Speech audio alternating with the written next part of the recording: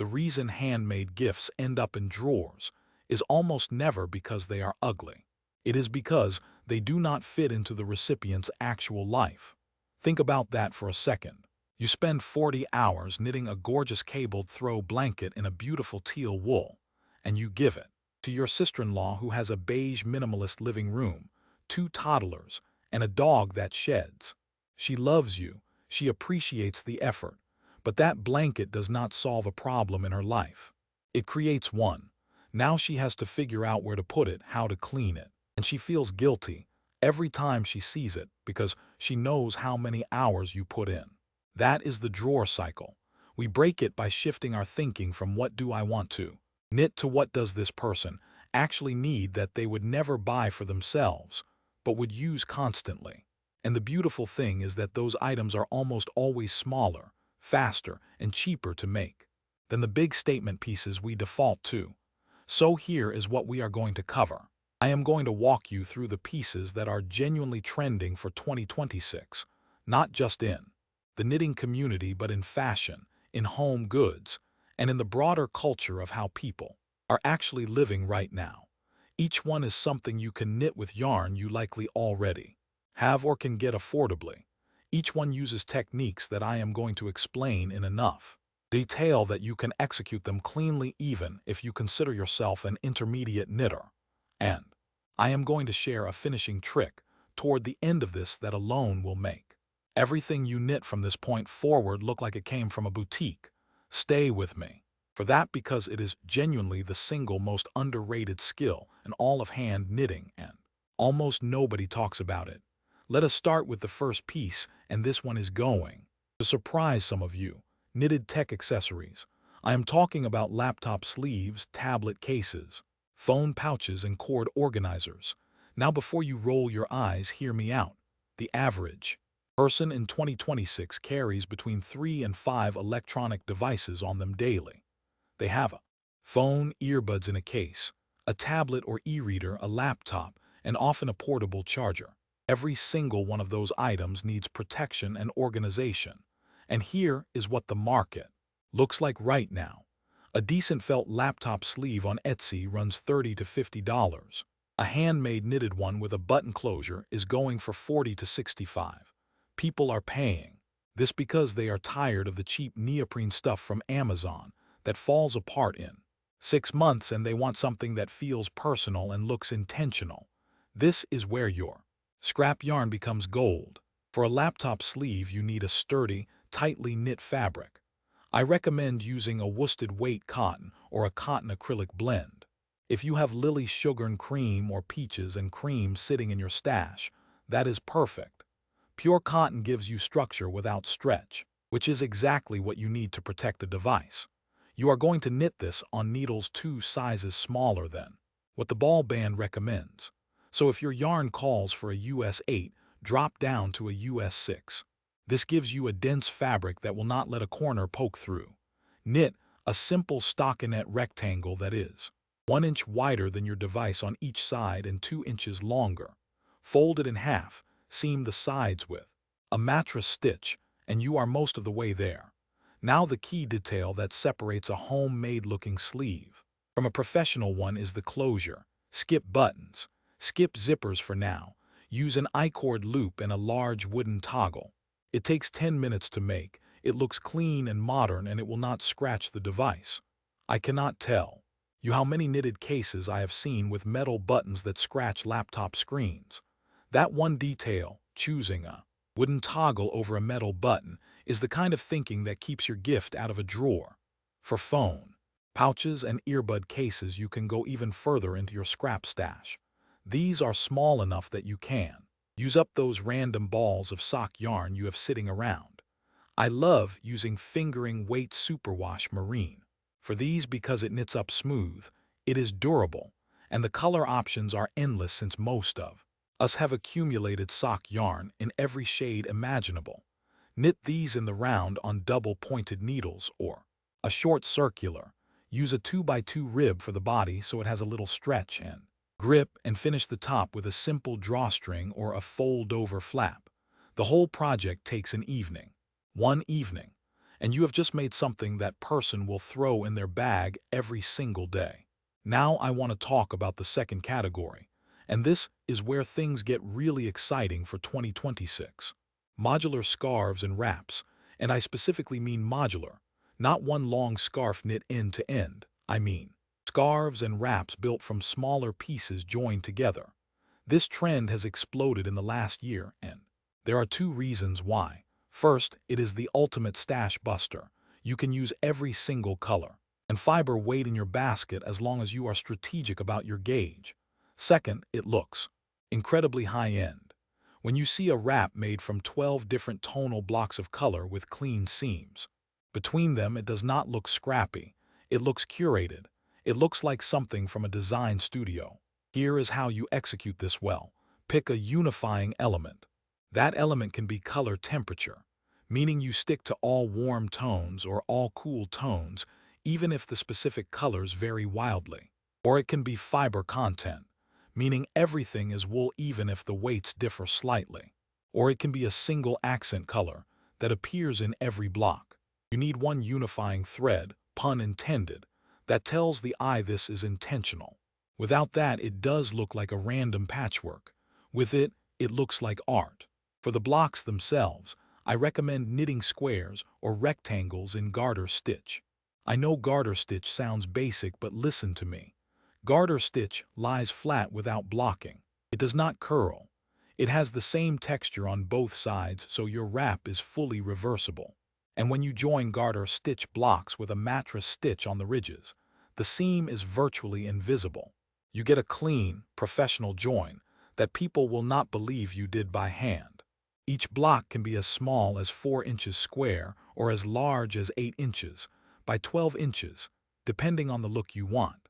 Knit them while you are watching television. Knit them in waiting rooms. Knit them on your lunch break. Then one Saturday afternoon, you lay them all out on your floor. Arrange them until the composition feels right, and you seam them together. That is your weekend project, and you have just created a $70 to $100 value piece from yarn that was otherwise collecting dust. I promised you a finishing trick later, and we are getting closer to it, but first I want to cover the third must-have category, because this one ties directly into a massive cultural shift happening right now. Home textiles that are small and functional. I am not talking about blankets. I am not talking about pillow covers, although those are fine. I am talking about the small home items that people use every single day and never think to upgrade. Dishcloths, yes, but also hand towels for the bathroom, coasters, mug cozies, plant pot covers, and drawer sachets. These are the items that quietly make a home feel cared for and put together. And they are the items most people would never spend money on for themselves, because they seem too small to justify the cost. Here is the thing about knitted dishcloths and hand towels. You have to use the right fiber or they become useless. This is where I see well-meaning knitters make a critical mistake. They knit a dishcloth out of acrylic because it was the yarn they had. And acrylic does not absorb water well. It pushes water around. It does not dry dishes effectively, and it starts to smell faster because it does not breathe. You need cotton. Specifically, you want a worsted weight 100% cotton. My go-to is Lily Sugar and Cream, or if you want something softer, Drops Paris. Both are affordable, both come in a huge range of colors, and both hold up beautifully in the wash. For dishcloth, knit a simple seed stitch square. Seed stitch creates a textured surface that is mildly abrasive, which actually helps with scrubbing, and it lies flat without curling. A standard dishcloth is about 9 inches square and takes maybe 2 hours. You can knit a set of 4 in different coordinating colors, tie them with twine, and you have a gift that looks like it came from a craft market and costs you under $5. In materials, if you are buying the yarn new, under $5, and if you are using stash cotton, it costs you nothing. For bathroom hand towels, you scale up the same concept. Knit a rectangle about 10 inches wide and 18 inches long in cotton. Add a simple knitted loop at one corner, so it can hang from a hook, and you have just created something that feels like a boutique purchase. I have given these as housewarming gifts, and the response is always the same.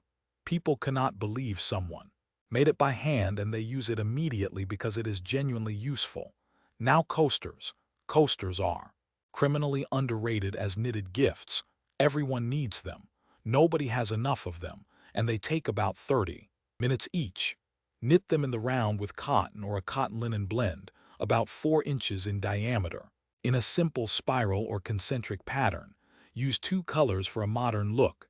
These work up so fast that you can make a set of 6 in a single afternoon, and the recipient will actually put them on their coffee table because they are flat, they are absorbent, and they protect surfaces. That is solving a real problem in someone's home. Let me move to the 4th category now. And this is the one I am most passionate about because I think it represents the future of handmade gifting, knitted accessories for specific lifestyles. What I mean by this is that instead of knitting a generic hat or a generic scarf, you knit something tailored to how a specific person lives. Let me give you examples. Your friend who runs every morning. Knit her a lightweight merino ear warmer. Headband in a moisture-wicking superwash wool. Not a full hat because runners overheat in hats. A headband. It covers the ears, it stays put, and superwash merino manages moisture without getting soggy. That is a $10 project that she will wear 5 days a week from October through April. Your brother, who works from home and is always on video calls. Knit him a simple, elegant cowl in a neutral tone that he can throw on over a t-shirt to look put together on camera, without changing his whole outfit. Use a soft, bulky yarn like Malabrigo Rasta, or even a chunky acrylic like Burnett Blanket in a muted color. Knit it wide enough that it drapes nicely, but not so bulky that it looks like a scarf. 20 inches in circumference, about 10 inches tall, in a basic stockinette with a rolled edge. It takes a weekend, and it solves a problem he deals with every single day. Your mother who gardens. Knit her a pair of fingerless mitts in a durable wool blend that she can wear in early spring when mornings are cold, but she needs her fingertips free to work with seedlings. Use a yarn with some nylon content for durability. Something like Cascade 220 Superwash blended with a strand of nylon sock yarn held double gives you warmth and incredible wear resistance.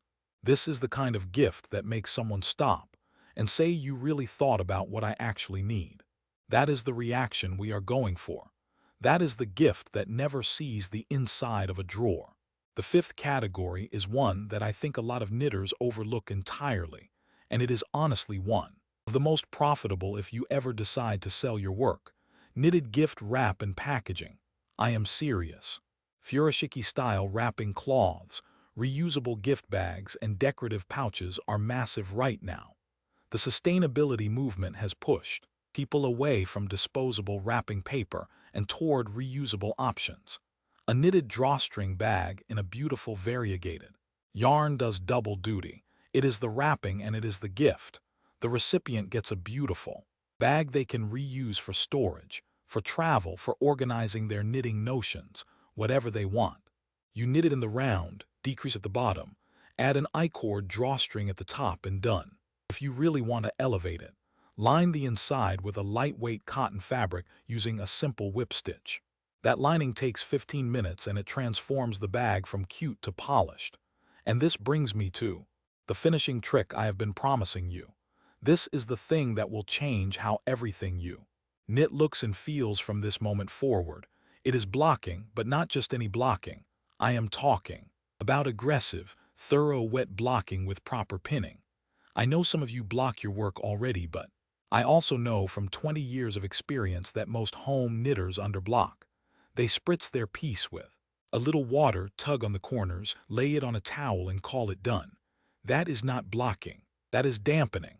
Real blocking means you submerge your finished piece in lukewarm water with a tiny amount of wool wash, something like soak or eucalan, for at least 20 minutes. You let the fibers fully relax and saturate. Then you gently press out the water, never wring, roll it in a towel, and pin it out to your exact finished measurements on a blocking mat. And here is the critical part. You pin aggressively, every inch or two along every edge. You use T-pins or blocking wires. You stretch the fabric to the dimensions you want, and you let it dry completely. Do not touch it until it is bone dry. What happens when you do this correctly is almost magical. Stitches that looked uneven become uniform. Fabric that felt stiff becomes soft and drapey. Edges that curled lie flat. Lace patterns that looked like a crumpled mess open up into clear, defined motifs. Color work that was puckering smooths out.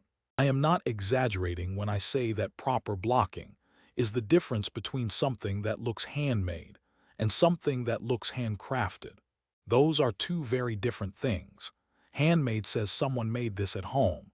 Handcrafted says a skilled artisan created this with intention. That distinction is everything when you want your gift to be treasured instead of shelved. And I want to go one step further on finishing, because blocking is just one part of it. The other part is seaming. Most knitters hate seaming, and I understand why. It is tedious, it is fiddly, and when it is done badly, it ruins an otherwise beautiful piece. But here is what I want you to understand. A clean, invisible seam is what separates amateur work from professional work. Period. And the technique you need to master is mattress stitch. If you only learn one seaming method in your entire knitting life, make it mattress stitch. You work it with your piece laid flat, right side facing you. You use a tapestry needle and a length of the same yarn you knit with.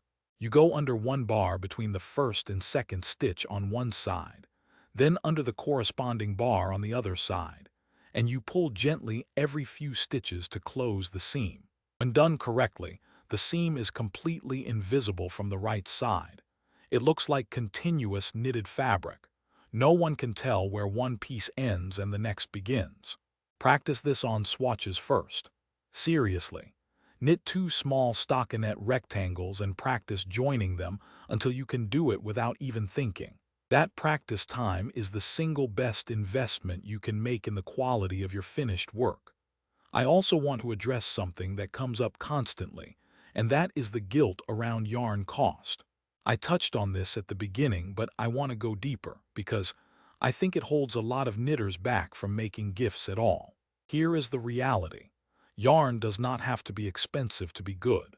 There is this myth in the knitting community that if you are not using hand-dyed indie yarn at $30 a skein, your work somehow does not count. That is nonsense. Some of the most hard-wearing, beautiful, and functional knitted items I have ever made were knit with yarn that cost $3 to $5 a skein. Caron Simply Soft for lightweight garments and accessories. Red Heart Soft for items that need to be machine washable.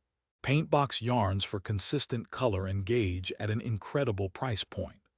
Cascade 220 for when you want to step up in quality without a massive step up in price. These are real, legitimate yarns that produce excellent results. Do not let yarn snobbery keep you from making things. The fiber content matters for function, yes, and I have explained where cotton is essential and where wool is the better choice. But within those categories, you have affordable options that perform beautifully. Use them without guilt. And your scrap pile. Let us talk about your scrap pile. That basket or bin or entire closet shelf of leftover yarn is not waste. It is a pre-curated palette. You already chose every color in that stash because at some point it appealed to you. That means there is a visual coherence to it, even if it does not feel that way when you look at it all jumbled together. Pull it all out, sort it by color family, lay it out on your bed or your floor. I guarantee you will start to see combinations you never noticed. Those are the combinations that will make your modular projects, your coasters, your tech accessories, and your gift wrap bags look intentional and sophisticated. You do not need to buy a single yard of new yarn to make stunning gifts. You just need to look at what you have with fresh eyes. Let me circle back now and tie this all together with a concept I want you to carry into every project you start this year. I call it the daily use test. Before you cast on a single stitch for a gift, ask yourself this question. Will this person use this at least 3 times a week? If the answer is no, reconsider the project. A beautiful lace shawl is gorgeous, but how often does your friend actually wear a shawl? Maybe twice a year at special events. That is a drawer item. A pair of cozy fingerless mitts she can wear at her desk every day during winter. That passes the daily use test. A decorative wall hanging is lovely, but it requires the recipient to find wall space, install a hook, and make a decorating decision. That is friction. A set of absorbent cotton dishcloths she can throw in her kitchen rotation immediately. Zero friction. Passes the test. This test also helps you manage your own time and budget. Projects that pass the daily use test tend to be smaller, faster, and less yarn-intensive. That means you can make more of them. You can customize them to each recipient, and you do not burn out. Knitting one massive project for 3 months only to watch it collect dust. You stay energized, you stay productive, and you build a reputation as the person who gives the best gifts, because every single thing you make is something people actually use. I want to leave you with one more thought. The most valuable thing you bring to a handmade gift is not the yarn, not the pattern, and not even the hours of work. It is the evidence of attention. When you knit someone a headband in exactly the shade of green that matches their favorite jacket, they notice. When you make a phone pouch that is sized perfectly for their specific model because you quietly measured it one day, they notice. When you choose a fiber that will not irritate their sensitive skin because you remembered they mentioned a wool allergy once in passing 2 years ago, they notice. That is what keeps a handmade gift out of a drawer. Not perfection, not complexity, not expensive materials, attention, thoughtfulness made tangible through fiber and stitch. So here is your action plan. Look at your gift list for this year. Next to each name, write down one specific daily problem or habit that person has. Then go to your yarn stash, pull out what you have, sort it by color and fiber type, and start matching materials to projects. Use the 5 categories we talked about today. Tech accessories for the device-heavy people in your life. Modular scarves and wraps for the style-conscious ones who appreciate color. Small functional home textiles for the homebodies and hosts. Lifestyle-specific accessories for the active or working-from-home crowd. And knitted gift wrap for everyone because it does double duty and it always impresses. Block everything aggressively. Seam everything invisibly with mattress stitch. Choose closures and details that will not damage what they are meant to protect. And apply the daily use test to every single project before you cast on. You do not need to spend $100 at the yarn store to knit gifts that people treasure. You do not need to master advanced lace or complicated color work. You need to see what you already have as a resource, not a burden. You need to think about the person before the pattern. And you need to finish your work like a professional, because that is what turns a nice homemade thing into something someone genuinely loves and reaches for every day. You already have the skills. You already have the yarn. Now you have the strategy. Go make something someone will never want to put in a drawer.